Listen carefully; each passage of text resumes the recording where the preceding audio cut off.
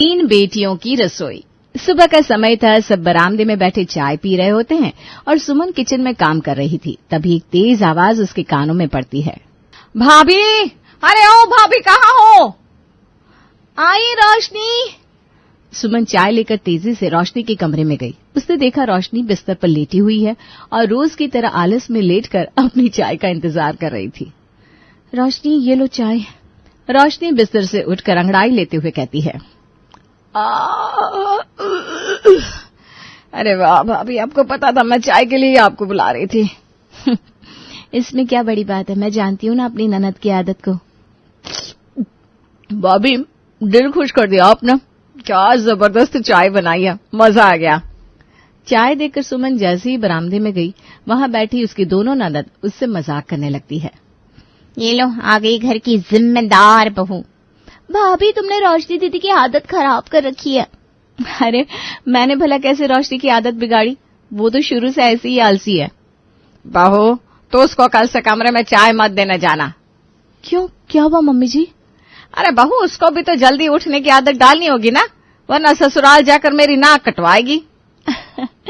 ठीक है मम्मी जी। सुमन हमेशा घर के कामों में लगी रहती थी, फिर वो चाहे सबके लिए खाना बनाना हो, समय से सास ससुर की दवाई देना या उनकी सेवा करना, या फिर घर की साफ सफाई का ध्यान रखना हो, ये सब उसकी आदत थी। तीनों ननदें अपनी भाभी से बहुत प्यार करती थी। भाभी, अब दिन भर काम करती हो, थकती नहीं क्या? अरे पलक, मैं अपने परिवार के लिए काम करती हूँ, इससे मुझे थकान नहीं होती, उल्टा मजा आता है। सच में भाभी, आपने तो इस घर को माँ की तरह संभाल रखा है। भाभी, जब आप हमारे लिए खाना बनाती हो ना, तो लगता है माँ के हाथ का खाना खा रहे हैं। अच्छा, सच में? तीनों बहनें अपनी भाभी की बातें सुनकर भावुक हो गई। वो अपनी भाभी से मजाक के साथ दिल से उसकी बहुत इज्जत भी करती थी। सुमन भी अपनी तीनों ननदों को अपनी सगी बहनों जैसा ही मानती थी। तुम तीनों मेरी बहन जैसी हो, और बहनें एक दूसरे का ख्याल नहीं रखेंगी तो कौन रखेगा? अगले दिन दोपहर में सुमन सब्जी लेने बाजार जा रही थी, तभी सड़क के किनारे कुछ पड़ोस की औरतें खड़ी होकर आपस में बातें कर रही थी। सुमन का ध्यान उनकी बातों पर नहीं था, लेकिन जैसे ही बात उसकी तीनों ननदों की शादी पर आई, उसके कान खड़े हो गए। अरे भैया, सावित्री के घर में तो शादी का कोई माहौल ही नहीं लगता। 3 जवान बेटियां घर में बैठी है और उसको उनकी कोई फिक्र ही नहीं है। हाँ, लगता है उसको घर संभालने से फुर्सत नहीं मिलती। लड़कियों की शादी के बारे में क्या खाक सोचेगी? मैंने तो सुना है उसकी बड़ी बेटी बहुत आलसी है, सारा दिन बस सोती रहती है। और वो बीच वाली पूजा, मिजाज तो देखो जैसे राजा की बेटी हो। अरे वो छोटी वाली पलक बस सारा दिन शीशे के आगे बैठी रहती है, ऐसे कैसे होगा इनका ब्याह? ये सब बातें सुनकर सुमन सब्जी का थैला हाथ में पकड़े हुए तेजी से आगे बढ़ गई, लेकिन पड़ोसियों की बातें उसके कानों में गूंजती रही। हे भगवान, ये कैसे लोग हैं? दूसरों के घर की लड़कियों के बारे में ऐसे बोलते, इनको शर्म नहीं आती क्या? अब सुमन बाजार से लौटी, लेकिन उसके मन में अभी भी पड़ोसियों की बातें गूंज रही थी। उसे बहुत बुरा लग रहा था कि लोग उसके ननदों के बारे में कैसी कैसी बातें कर रहे हैं। घर में घुसते ही उसने सब्जी का थैला एक तरफ रखा और सीधे सावित्री और कमलेश के पास जा पहुंची, जो आंगन में बैठकर बातें कर रहे थे। मम्मी जी, पापा जी, मुझे आपसे एक जरूरी बात करनी है। हाँ बहू, बोलो, सब ठीक तो है, क्या हुआ? मम्मी जी, पड़ोस की औरतें हमारे बेटियों के बारे में उल्टी सीधी बातें कर रही हैं। कह रही थी इतनी बड़ी हो गई है, लेकिन अभी तक इनकी शादी नहीं हुई। हाँ बहू, ये बात तो सही है, हमें भी चिंता होती है। तब तो हमें जल्दी से इन सब की शादी के लिए लड़का देखना शुरू कर देना चाहिए। तो बिल्कुल सही कह रही है बहू, मैं खुद चाहती हूँ कि मेरी बेटियों की शादी जल्दी हो जाए, लेकिन जब भी कोई अच्छा रिश्ता लाती हूँ, ये तीनों कोई ना कोई बहाना बनाकर मना कर देती हैं। मैं भी बहुत बार कह चुका हूँ, लेकिन ये लड़कियां हर बार कोई ना कोई वजह निकाल कर शादी से इनकार कर देती है। पता नहीं इनके मन में क्या चल रहा है। सुमन के चेहरे पर चिंता साफ झलक रही थी। उसे समझ में नहीं आ रहा था आखिर उसके ननदें शादी से क्यों भाग रही हैं। मुझे पता लगाना होगा, आखिरकार ये तीनों को कैसा पति चाहिए। सुमन, सावित्री और कमलेश की बातचीत आंगन में चल रही थी। उधर पलक पानी पीने के लिए रसोई में आई, लेकिन जैसे ही उसने अपनी शादी की बातें सुनी, वो चौकन्नी हो गई। अरे ये क्या, यहाँ तो भाभी और मम्मी पापा हमारी शादी की प्लानिंग कर रहे हैं। अब वो चुपचाप दरवाजे के पास आकर खड़ी हो गई और सारी बातें सुनने लगी। उसकी भाभी मम्मी पापा से कह रही थी कि अब लड़कियों की शादी की चिंता करनी चाहिए। ये सुनकर पलक का मन गुस्से से भर गया। ओहो, तो भाभी हमें घर से निकालने की प्लानिंग कर रही है। अभी जाकर दीदी को बताना पड़ेगा, वरना उन्हें पता भी नहीं चलेगा और भाभी सबका इस घर से टिकट काट देगी। पलक तेजी से अपने कमरे में गई जहां रोशनी और पूजा पहले से बैठी थी। वो अंदर घुसते ही गुस्से से बोली, दीदी देख रही हो तुम, हमारी भाभी क्या कर रही है? क्या हुआ पलक, तू इतने गुस्से में क्यों आया? दीदी भाभी मम्मी पापा को हमारे खिलाफ भड़का रही हैं कि हमारी शादी जल्दी करवा दो ताकि हम इस घर से निकल जाएं और वो अकेले इस घर पर राज कर सके। क्या भाभी ऐसा कह रही थी? नहीं तो क्या। और सुनो, वो चाहती होंगी कि हमारी शादी हो जाए ताकि मम्मी पापा की सारी जायदाद उनके हाथ में आ जाए और फिर बाद में वो मम्मी पापा को घर से निकालकर खुद इस घर पर कब्जा कर सके। रोशनी और पूजा के चेहरों पर अलग अलग भाव थे। रोशनी को ये बात हजम नहीं हो रही थी, जबकि पूजा थोड़ी उलझन में पड़ गई थी। नहीं पलक, भाभी ऐसी नहीं है, वो हमारे लिए हमेशा अच्छा ही सोचती हैं। अरे दीदी तुम इतनी भोली मत बनो, भाभी हमें घर से निकालना चाहती हैं। पता नहीं, मुझे तो ये सब बहुत अजीब लग रहा है। अब पलक की बातों का असर धीरे धीरे दोनों बहनों पर होने लगा। अब वो तीनों बहनें मिलकर अपनी भाभी को सबक सिखाने का प्लान बनाने लगी। पलक की चालाकी ने उनका पूरा दिमाग घुमा दिया था। अगर हम भाभी की शादी वाली बात से बचना चाहते हैं तो हमें उन्हें अपनी आदत का गुलाम बनाना होगा। गुलाम मतलब अगर हम तीनों उनके हर काम में उनकी मदद करने लगेंगी तो उन्हें हमारी आदत पड़ जाएगी, फिर वो हमारी शादी के बारे में सोचना छोड़ देंगी। लेकिन मैं तो सुबह जल्दी उठ ही नहीं सकती भाई। कोई बात नहीं दीदी, तुम लंच में मदद कर देना, मैं ब्रेकफास्ट में हाथ बटा दूंगी और पूजा तुम डिनर में। तीनों बहनों ने एक दूसरे को देखा और सिर हिला दिया। सुमन को सबक सिखाने का उनका प्लान तैयार हो चुका था।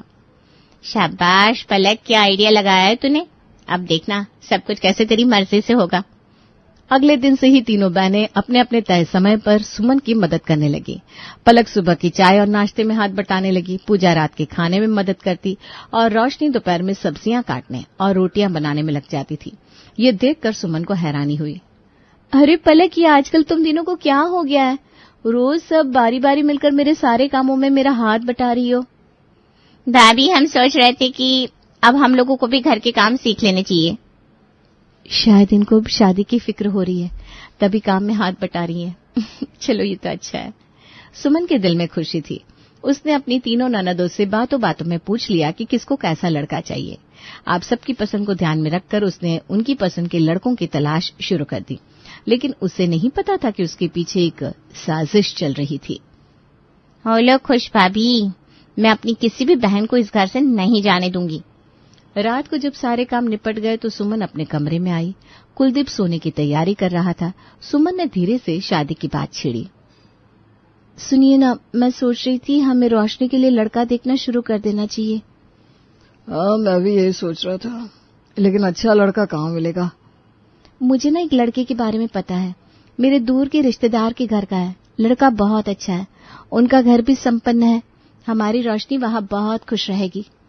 कुलदीप ने सिर हिलाया और सुमन को आगे की बात बढ़ाने का इशारा दे दिया। ठीक है, अब आप देखना मैं कैसे अपनी ननदों की पसंद के लड़कों से उन सबकी शादी करवाऊंगी। सुमन ने अगले ही दिन अपने रिश्तेदार से बात की। लड़का पढ़ा लिखा, सुंदर और अच्छा परिवार वाला था। जब रोशनी ने लड़के के बारे में सुना कि उसका नाम मयंक है और उसके घर में नौकर चाकर भी हैं, तो उसकी आंखें चमक उठी। अरे वाह भाभी, ये लड़का तो बहुत अच्छा है। इसके घर पर नौकर भी है। अब तो मैं मजे से अपने ससुराल में बिना काम किए रह पाऊंगी। हाय राम, ये रोशनी दीदी तो भाभी के जाल में फंस गई। पलक, तेरा प्लान तो उल्टा तुझी पर पड़ गया। कोई नहीं दीदी, अभी हम दोनों तो बचे हैं ना। अब घर में शादी की तैयारियां जोरों पर होने लगी। रोशनी की शादी धूमधाम से तय हो गई। अब पलक और पूजा की चालें बेकार हो चुकी थी। ये क्या, भाभी तो हमसे भी तेज निकली। मैंने पहले ही कहा था, भाभी हमारे लिए बुरा नहीं सोचती। कुछ दिन बाद रोशनी की शादी मयंक से धूमधाम से हुई। घर का माहौल खुशियों से सरोबार था।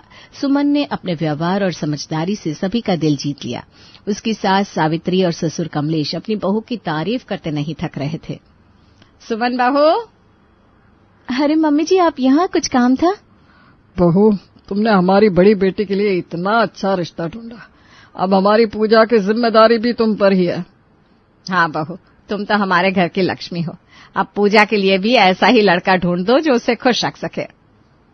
आप लोग मेरी इतनी तारीफ कर रहे हैं, ये मेरे लिए सबसे बड़ी दुआ है। पूजा के लिए भी मैं ऐसा ही रिश्ता ढूंढूंगी जो उसकी हर ख्वाहिश पूरी करे। शाबाश बहू, हमेशा खुश रहो।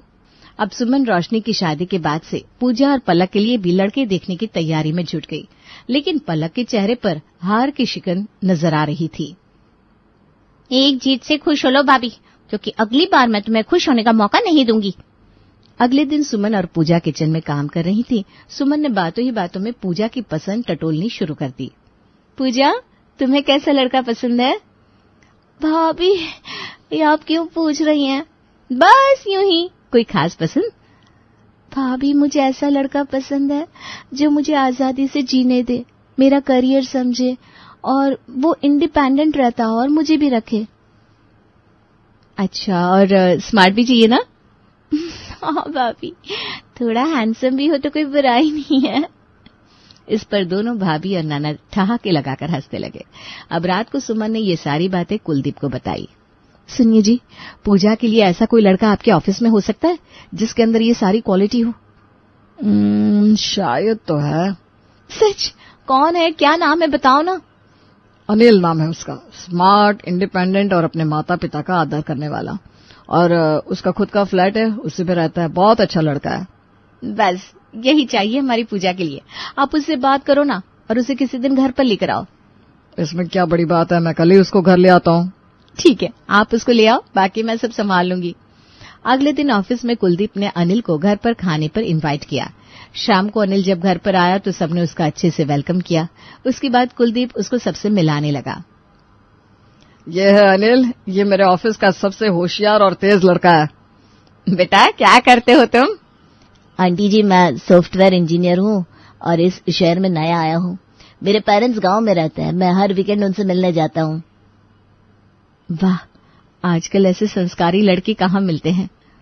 भाभी, आप भी ना। माँ जी, मुझे लगता है पूजा के लिए यही लड़का परफेक्ट रहेगा। वाह बहू, सही कह रही हो, तुमने फिर से हमारा दिल जीत लिया। कुछ ही दिनों में अनिल और पूजा के पेरेंट्स भी आपस में मिल लिए। सबको एक दूसरे से मिलकर बहुत अच्छा लगा और कुछ दिनों बाद पूजा और अनिल की शादी धूमधाम से हो गई। घर में एक बार फिर से खुशियों की बहार आ गई, लेकिन इस खुशी से पलक अंदर ही अंदर अपनी भाभी से जल रही थी। भाभी तो सच में बहुत तेज निकली।